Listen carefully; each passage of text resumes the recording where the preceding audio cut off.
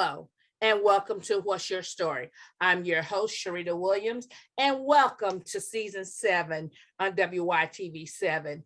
Please join us each Thursday night at 7 o'clock as I will be your host of What's Your Story, and you can follow along with these beautiful stories that we'll present for this year.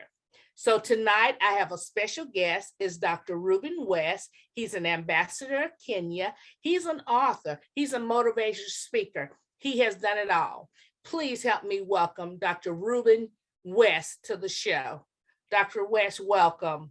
Sharita, thank you so much for the invitation to be on the show, and to the listeners, thank you for tuning in. I believe you're in the right place at the right time, and this is the right show. I believe that as well. I love your enthusiasm. So, Dr. West, tell us a little bit about yourself. Sure. So my name is Dr. Ruben West. I'm originally from Kansas. I live in Bloomington, Illinois right now.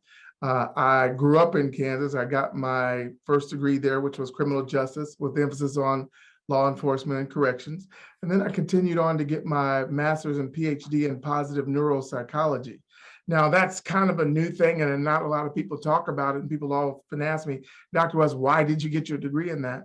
And for those of you who don't know, I speak all over the world. I've spoken in Dubai and Bahrain and London and Oman, Uganda, Kenya, Canada, Guyana, I mean, all over.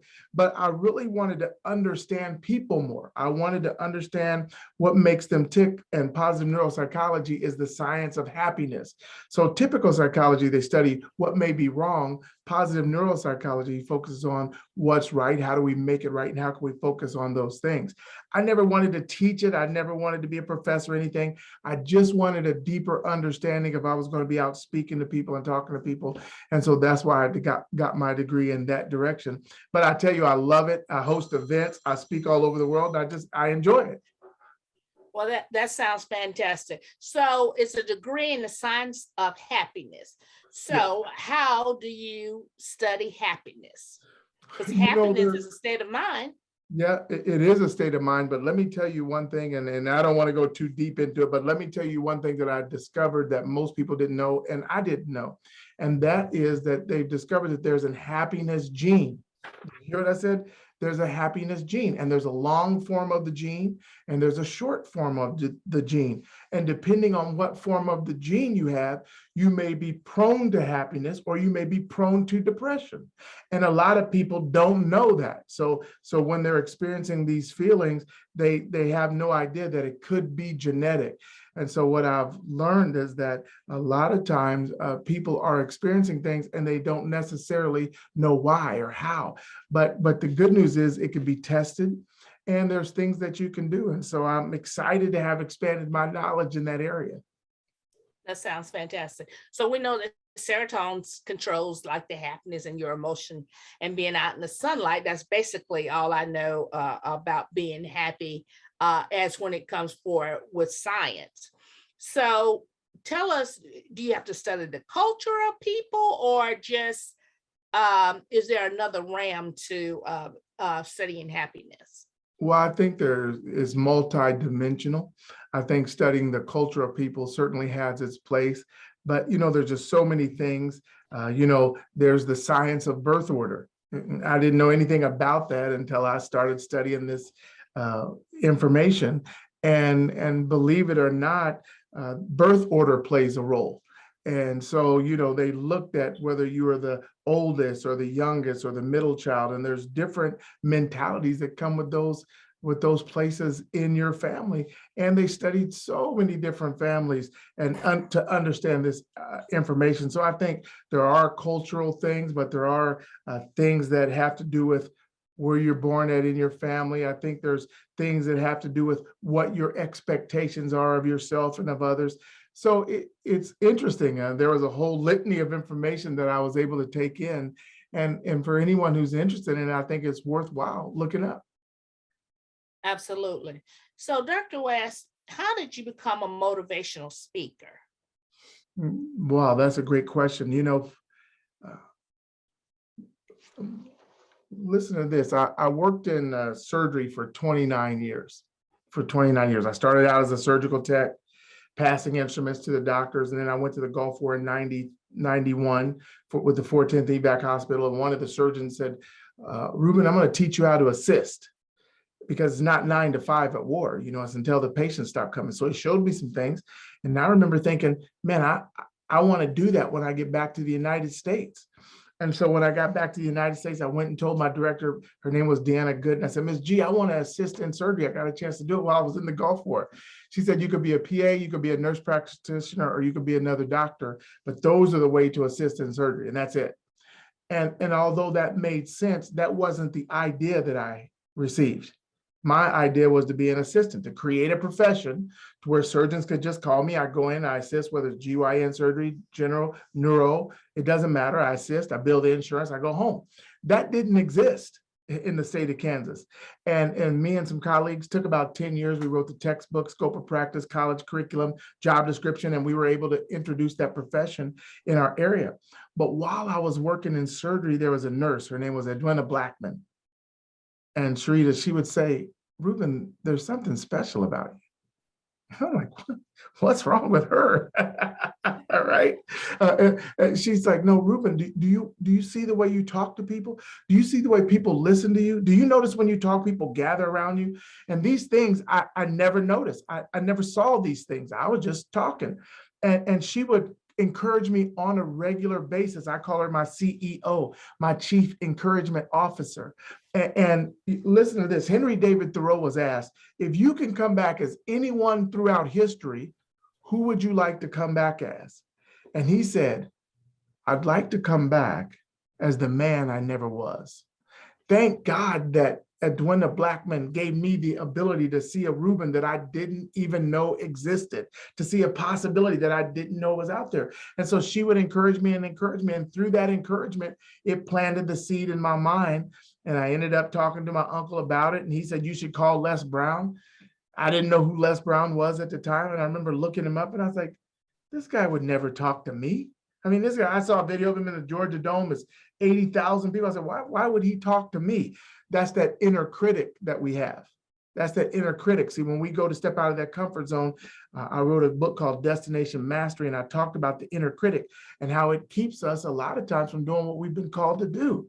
But when I called him and I got his voicemail, his answering service, and they gave me his email, I sent him a message. And believe it or not, the next day he called me and he said, man, I read your message and you're exactly who I've been looking for. What? Me? Yeah. So since then, I started working with him. We went to London. He invited me to London together, Montego Bay, Jamaica. We were in Johannesburg, South Africa together, speaking to 5,000 people. We've been all throughout the United States speaking together. And so it really came down to me being bold enough to step out there and take a chance. So from motivational speaker to author. Now you said the name of your book was Destination what? Destination Mastery. Destination Mastery. And that speaks on what? That covers what? It is 7 steps to an extraordinary life. What I've realized is I've been able to do what I felt were some pretty extraordinary things. And I got a chance to interview other people that I thought had done some great things as well.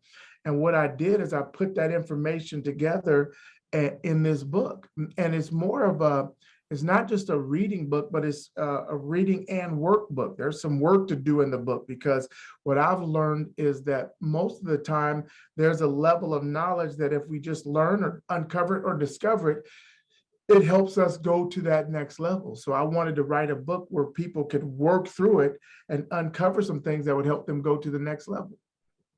Absolutely. So where can we get this bestseller? It's on Amazon. If you go to Amazon.com and just type in Destination Mastery, there's a version 1 and a version 2. The version 2 is Destination Mastery, the 7 steps to an extraordinary life. And I believe that it's very powerful. I mean, the people who read it, they rant and rave about it. Absolutely. So I want to talk about your experience in meeting our former president. In 2016, you received the highest award that a civilian can get, and that's the Lifetime Achievement Award from President Obama. Mm-hmm. So can you tell us about that, just a little bit about that?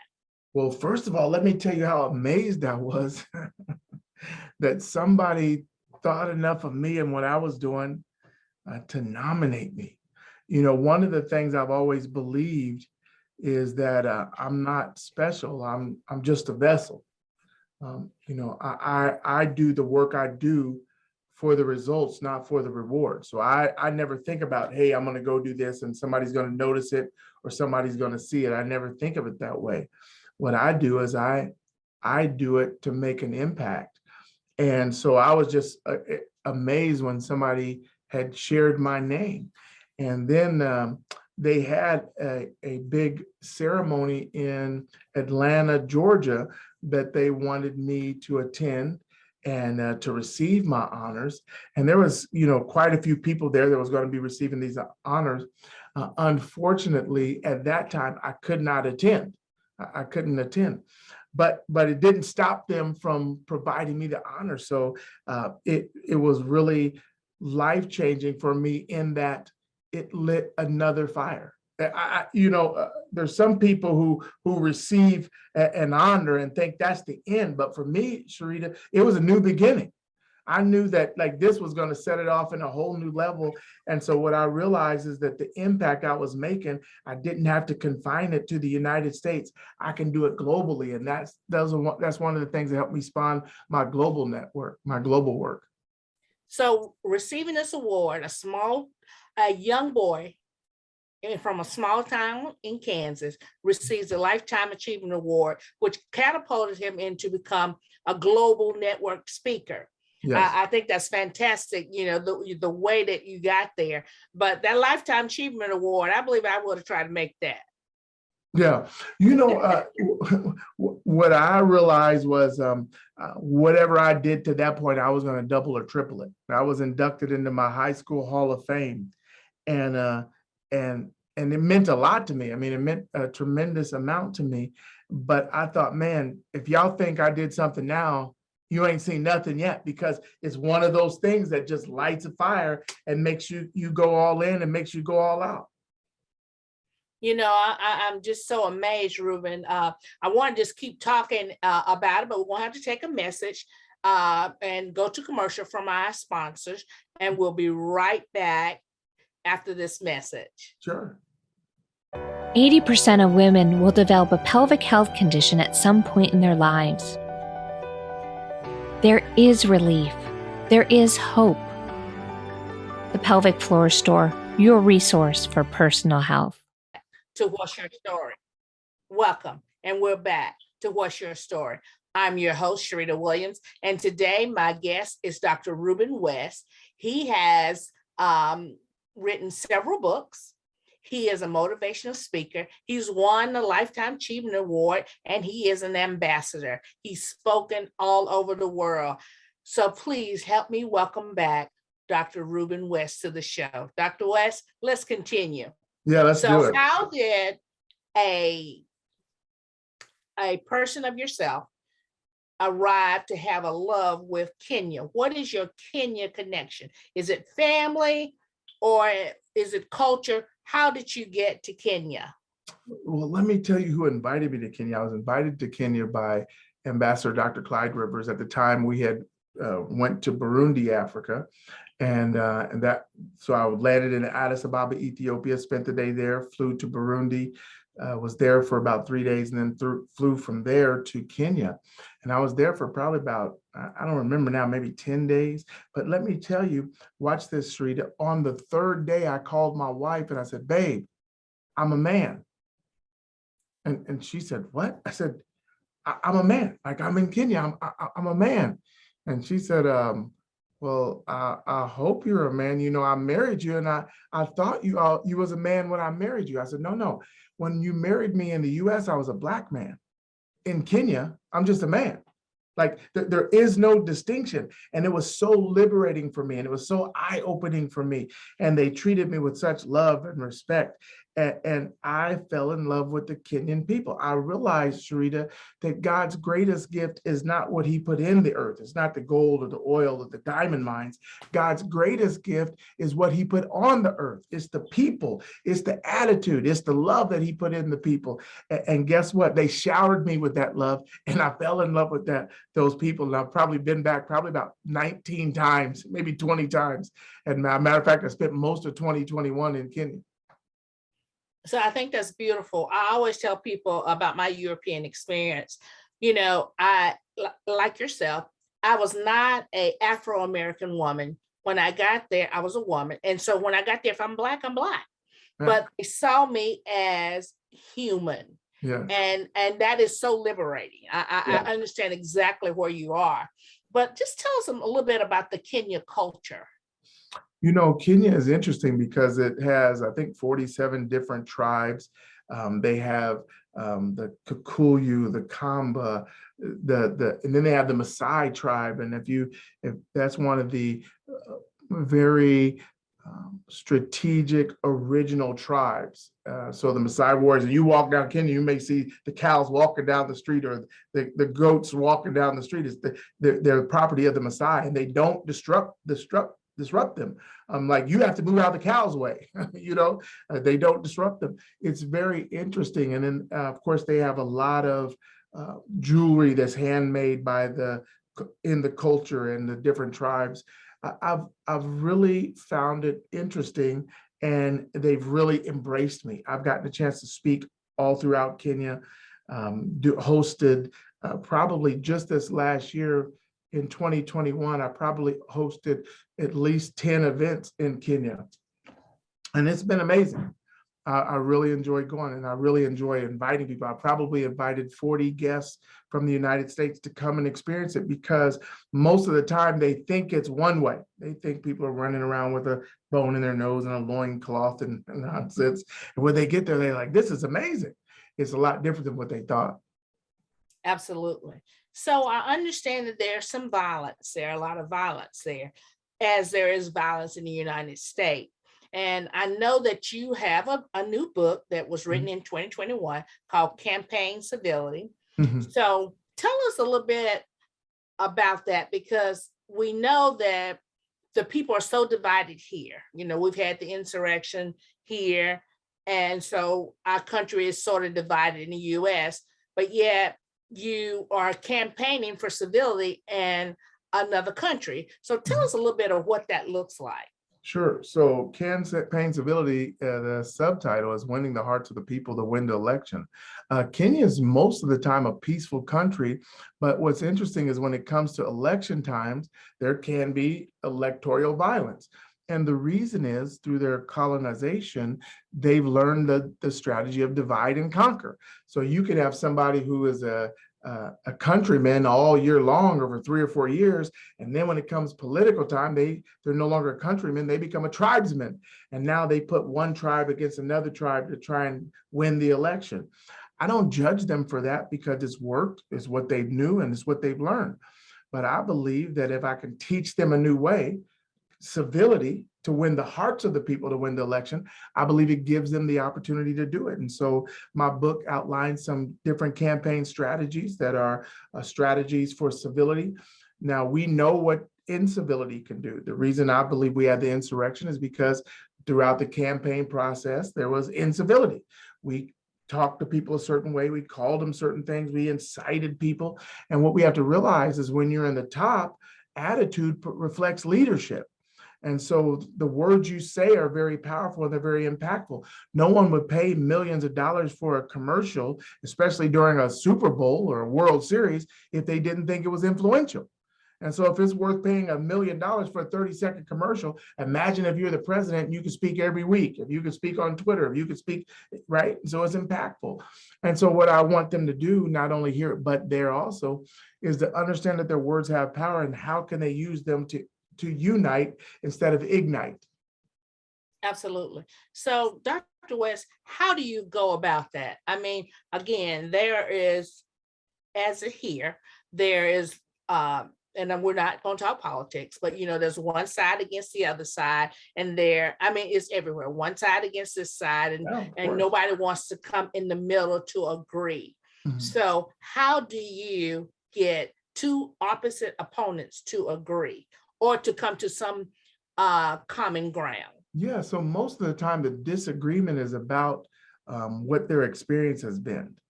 Dr. Rivers, who co-authored my book, Biologue, he wrote a book called When Histories Collide. And basically there's a historical collision. What I feel like happened in the past and what you feel like happened in the past aren't the same thing. But what I've realized is we're all entitled to our own history. We're all entitled to our own belief. And you could have your history and I can have mine, and I don't have to try and out-argue your history because it's not going to work. It's your truth. But what I can say is let's agree on to have a different history, but what is it that we want the future to look like for our children or for our grandchildren? Do we want peace? We both can agree on that. Do we want a united country? We both can agree on that. Do we want parties working together? We both can agree on that. So let's find some common ground that we both can agree on, and then let's implement some strategies to get there.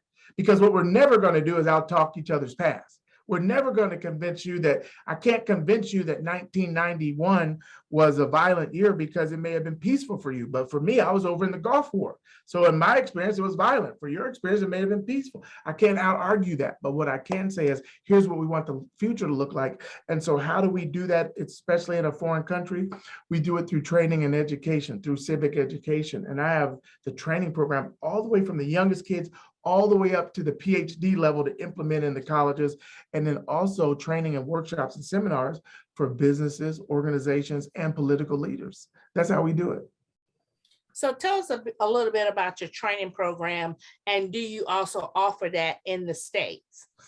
Yeah, so I do offer training in the States. A lot of companies and corporations will bring me in to do training in specific areas.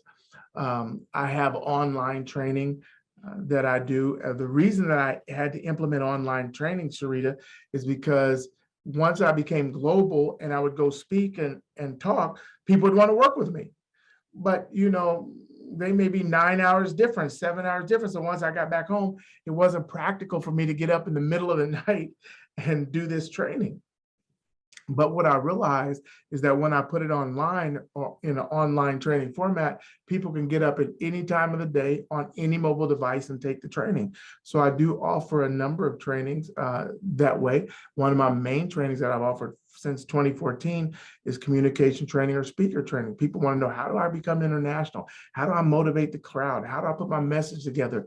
And so that's another one of the things that I offer online. So tell us, give us an email address, or how can we obtain some of this wonderful information? Sure. My email address is Ruben, RUBEN, WCSA. CSA stands for Certified Surgical Assistant. Remember, I told you I worked in surgery for a long time. RubenWCSA@gmail.com. Then you can also find me on social media, Ruben West, Ruben West 360 on Instagram, Ruben West on LinkedIn, Ruben West on Facebook, RUBEN WEST. But any of those ways you can get to me, and I'll answer any questions that you have. Okay, so if we wanted to attend one of your programs, I know you said they're online, we would just email you? Yeah, you can email me and I'll give you the information to share with you the different programs I have. But, before COVID, I did 2 live events in the US every year. I've been in Chicago, North Carolina, Atlanta, Kansas City, Detroit, all over. But COVID put a stop to that. Now we haven't resumed it yet. And looks like we have another surge in the COVID. So I'm debating whether I'm going to do it in in April, because I usually have it in April and October. But either way, you can take the training online, and it's not a lesser training. People go through online training like Dr. West. This was amazing. Yeah, I didn't put it together to be lesser. I put it together so that they can have access at any time from anywhere.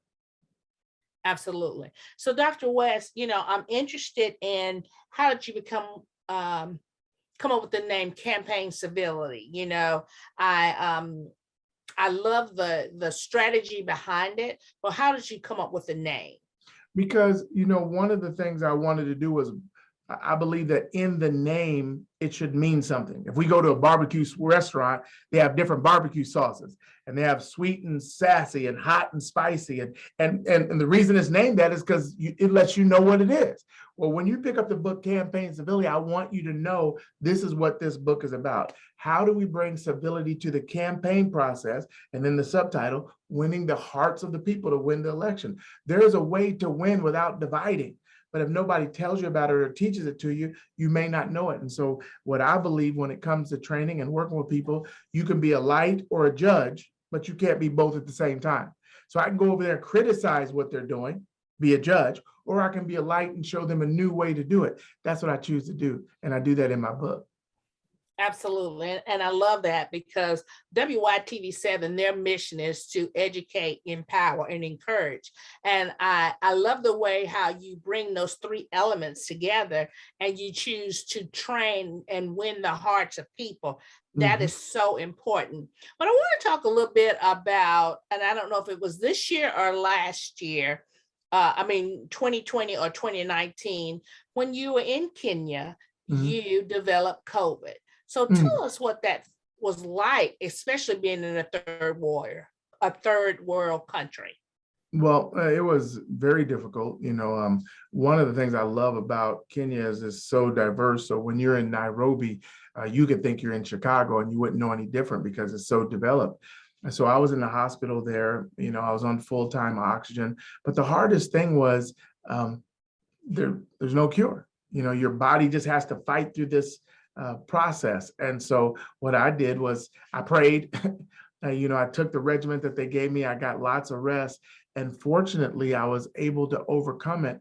And I believe that was so that God can get the glory. It wasn't from the medicine. I had a prayer warrior that came and prayed with me, and literally the symptom stops. They said, go take your COVID test. You're going to see that you've been healed from COVID. And it was just such that way. Now, I know that God doesn't heal me for me. He heals me for his glory and so that I can continue his work. And that's exactly what I'm doing. Absolutely. So do they have vaccinations over in Kenya?